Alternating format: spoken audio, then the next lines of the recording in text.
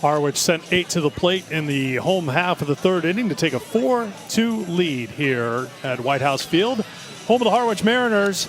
And we continue our tradition here on Fox College Sports. It's our hometown announcer inning where we turn the microphone over, the play-by-play microphone over, to one of the college interns, college announcers for the host team, and we're at Harwich, so we've got a couple of announcers to hear from. And Thomas Zinzarella, the pride of West Hartford, Connecticut, and Providence College, who just wrapped up his freshman year, takes over the play-by-play duties to work with you, Ken Ryan. So, Thomas, the microphone is yours. Well, thank you, Eric. And to set things off, after the Mariners scored 4 runs in the third, now lead 4-2.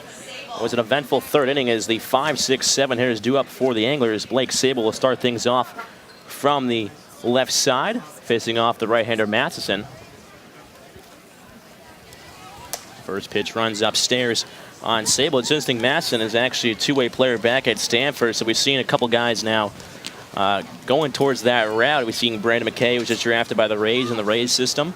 Shohei Ohtani now, as the 1-0 is popped up behind over the press box area. Well, it's good for Matheson here. Now he's got something to work with. Get a 2-run lead. And it's good to see the Mariners finally put something together, and 4 runs in that third inning.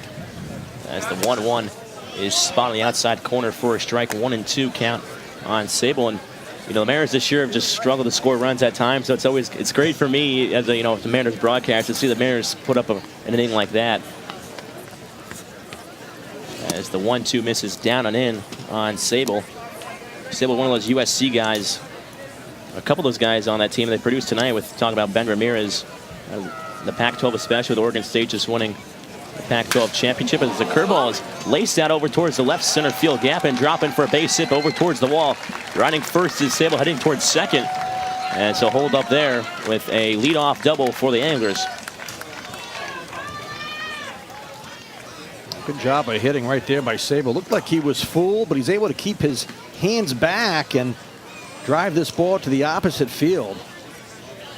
Smile on his face as he hands off his batting gloves. Take a look at the swing here. You see his body out in front, but then he's able to stay back just enough. Hands back, head down. That's a beautiful swing right there into the gap. And for Chatham, just what they want. Runner into scoring position here with nobody out. So with Sable off a second, the first pitch to Colin Simpson runs up and out of the zone for a ball, and that's big for Chatham if they can maybe scratch one across this half inning. Maybe get one back, I mean, if anything. And if last inning, Ray was left off a third, which is not what you want to do, is leave men on and score in position, as the 1-0 fastball again runs up and out of the zone.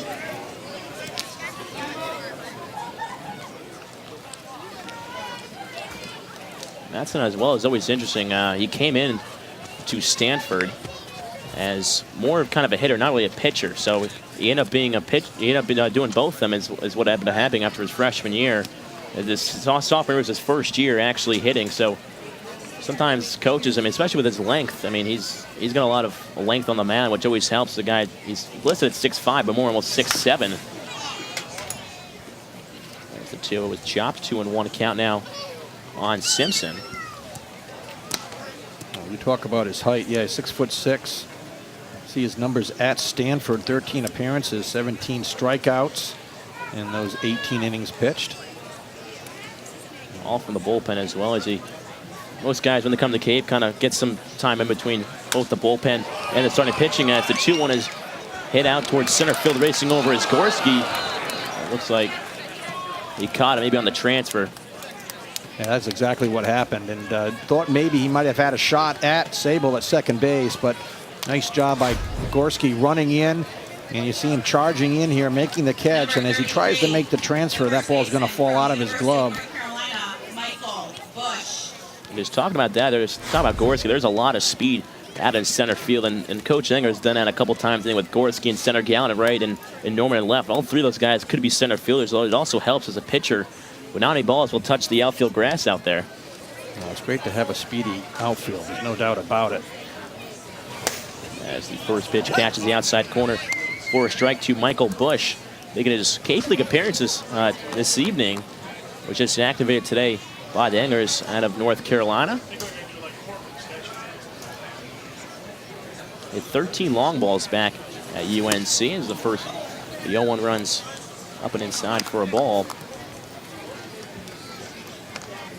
It's always great to see an ACC team kind of make it to Omaha with the way the rep that the SEC gets in general. 1-1 a Bush misses in the dirt and gets away from Meadows for a second. Meadows, again, both catchers doing a tremendous job tonight, keeping that ball in front. Meadows is dropping down, not allowing that runner to get to third base here with just one out. Nice job of getting in position.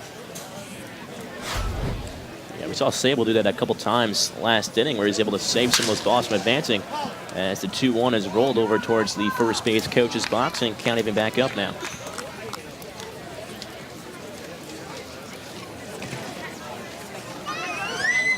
So begins to set here from White House Field. I think we were talking before the game, but definitely one of my more favorite venues here at White House Field. And I have to give Veterans Field another one of those where they filmed the movie Summer Catch, even though not my favorite movie, but well, there's so many great venues here on the Cape, and White House Field is definitely one of the better venues. It's a great place to watch a ball game. Plenty of stands and a great opportunity for people to see the ball game down the right field and the left field line. It's a 2-2 pitch. It's chopped over towards second towards Eichhoff. He fields it on a 2-hop throw on the first. And Bush is retired for out number 2. Now we're advancing towards third is Sable.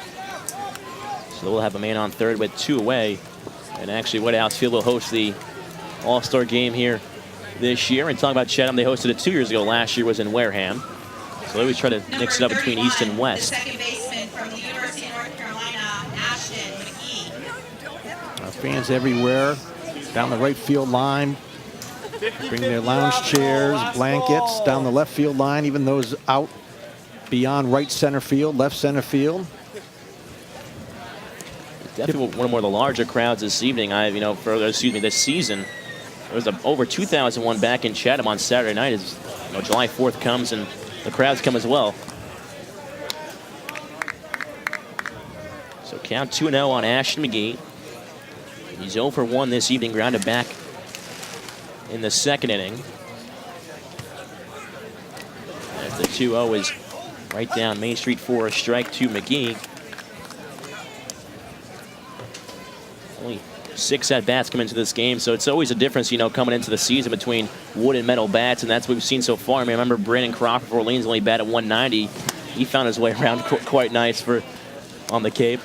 Well, it definitely takes some getting used to, and batting practice is very, very important. So you just get used to the feel, the zone of the bat, knowing your sweet spot. As the through and a McGee is foul tipped in the mid of Meadows. Count runs full now. I was talking about the catch before. It's Meadows already thrown out 1 man tonight, but Brad Debo, the other catcher for the Mariners, actually threw out 4 YD Red Sox in one game right here at White House Field. So I think all 3 catchers have done an excellent job this year between Logan Driscoll, Brad Debo, and Mason Meadows. 3-2 curveball looked good, but that pitch just up a little bit. 3-2 breaking ball, and runners at the corners. There are 2 away, and Steve Engler didn't like that last pitch. Not too happy. It was a nice frame job by Meadows to kind of bring it down a little bit as well, and that's what Engler, I think, prided himself on. Yeah, this pitch definitely up. Nice try by Meadows, but Engler does that every time. He works on pitch framing before every single game. So 2 outs here, runners on the corners. First pitch runs off the plate on the 9-hole hitter, Jorge Arenas. Out of Stetson. We see a lot of Stetson guys on this Cape. I mean, most of them usually go to Orleans. We've seen Mitchell Jordan a couple years back, and Brooks Wilson, and last year for Orleans. Matheson that time taking a little bit off the fastball. Arenas way out in front. Matheson actually also features a cutter in his pitch arsenal, which not many guys really throw. We see Casey Mize for Auburn is just the first overall pick. He actually throws a cutter.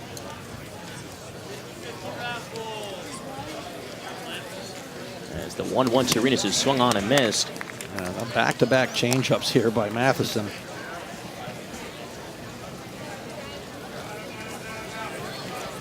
A lot of time changing speeds is always important. I think both pitchers have been trying. You know, we've seen some swing and misses where guys were just totally out in front. We saw, I remember Ramirez back, I think in the first inning was just totally in front of a curveball there. There's the 1-2 pitch running towards second, throw misses outside for a ball. Back towards home, and he's out. Blake Siddle gets thrown out after Eichhoff. Eichhoff able to throw back towards home, and just like that, the Mariners get out of the jam. Thomas, great job. Well, thanks for having me. Thomas, they didn't want to turn my mic on. They just want to hear more from you. That's how proud they are in Friartown. 4-2, our hometown announcer inning will continue in the bottom half of the fourth.